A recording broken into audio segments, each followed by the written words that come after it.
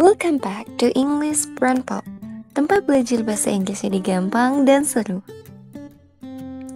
Hari ini kita bakal bahas sesuatu yang sering bikin bingung. Person, persons, people, and peoples. Kedengarannya mirip, tapi ternyata beda loh. Bayangkan kamu lagi ada di sebuah museum tua. Di dalamnya ada sebuah ruang besar penuh patung manusia.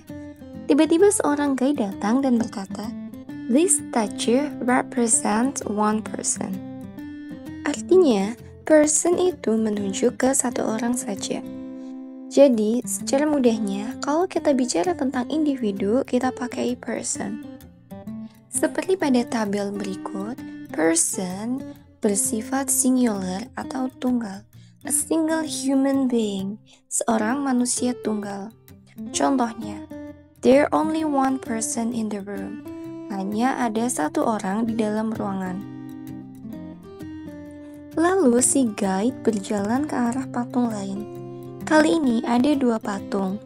And dia berkata, "This statue represents two persons."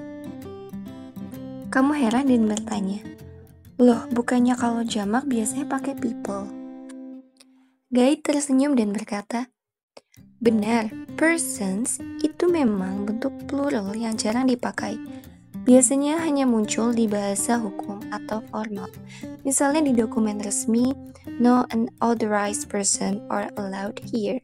Artinya hanya orang-orang yang memiliki izin, otorisasi, atau kewenangan khusus saja yang boleh mengakses dokumen tersebut. Jadi, persons bukan salah tapi lebih ke resmi dan kaku. Perhatikan tabel berikut. Person is formal or legal plural of person. Artinya bentuk jamak formal atau legal dari orang. And used in official, legal, or formal context, yaitu digunakan pada konteks official atau resmi, legal, dan formal.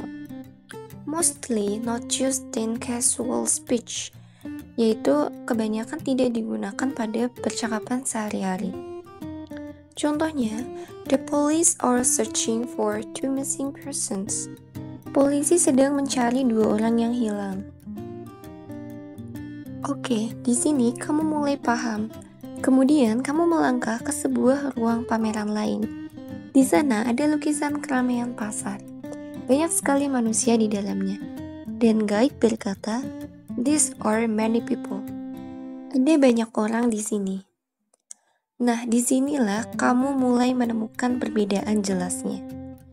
Kalau kita bicara orang dalam kehidupan sehari-hari, lebih dari satu kita bilang people. Perhatikan tabel berikut.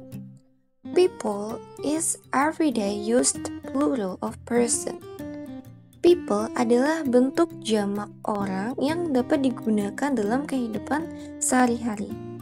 And mostly commonly used in spoken and written English. Dan kebanyakan secara umum digunakan dalam percakapan tertulis maupun lisan. Example, many people attended the concert. Banyak orang menghadiri konser tersebut.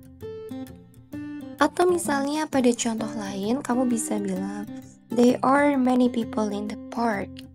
Atau misalnya, I saw 5 people waiting in line. Guide lalu mengajakmu ke ruangan terakhir. Di dinding besar, ada lukisan yang menggambarkan berbagai suku bangsa dari seluruh dunia. Dan guide berkata pelan, "These are different peoples of the world." Ini adalah orang-orang yang berbeda di dunia. Kamu heran dan berkata, "Peoples? Wah, ada lagi nih." Guide menjelaskan, kalau people itu artinya orang-orang, maka peoples artinya bangsa-bangsa atau kelompok etnis yang berbeda.